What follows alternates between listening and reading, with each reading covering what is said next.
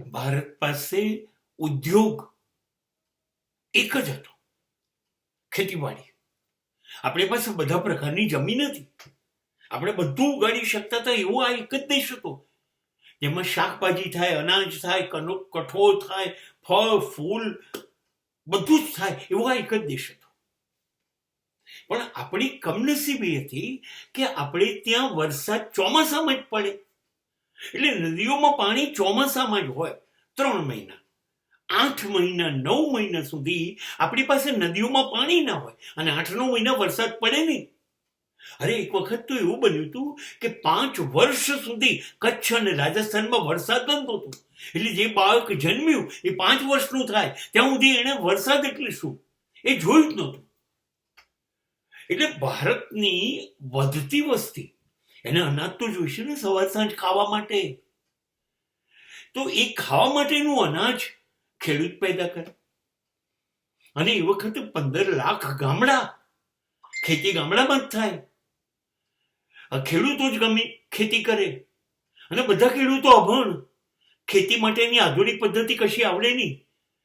9 મહિના સુધી તો મહિનામાં વર્ષમાં પાણી ના હોય. ખાતર એટલે શું, બિયારણ શું એને ખબર નહીં.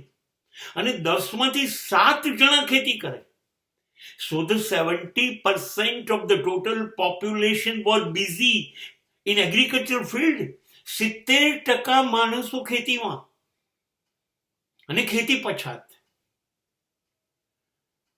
તો આ એક માત્ર ઉદ્યોગ હતો તમારી પાસે, અને એમાંથી જે પેદાશ થશે એ તો વધતી વસ્તીને ખવડાવી દેવું પડશે ને. એ સિવાય આપણી પાસે બચશે શું? એટલે આપણી ખેતી જેમાં પૈસા કમાવાય, તમાકુ છે, કપાસ છે, તેલીબિયા છે, એ નહોતી ઉગાડી શકતી. કેમ કે એ ઉગાડવા જાય ને ખેડૂત તો પૈસા વધારે જોઈએ, બિયારણ જોઈએ, ખાતર જોઈએ, 12 મહિના પાણી જોઈએ. આપણો તો ખેડૂત વર્ષમાં 9 મહિના બેસી રહેતો હતો, આકાશ સામે જોઈને વાદળ ક્યારે આવશે. 3 મહિના ખેતી કરે, 10 મહિના બેસી રહેતો. તો 3 મહિનામાં આખા ભારતની વસ્તીને જોઈએ એટલું અનાજ ક્યાંથી જાય? અરે જોઈએ એમાં ખૂટે તો અનાજ બીજા દેશોને વેચી અને આપણા દેશને પૈસા લાવી આપીએ, એ તો સ્વપ્ન હતું. એટલે શરૂઆતના વર્ષોમાં તો ખાવાનું અનાજ જે ખૂટતું હતું ને, એ પણ આપણી સરકાર જે છે એ બીજા દેશોમાંથી મંગાવતી. એ અમેરિકા આપણને ઘઉં આપે, રશિયા આપણને આપે, આવી રીતે આપણે બીજા દેશમાંથી લાતા, ત્યારે આપણી પ્રજા ખાઈ શકતી.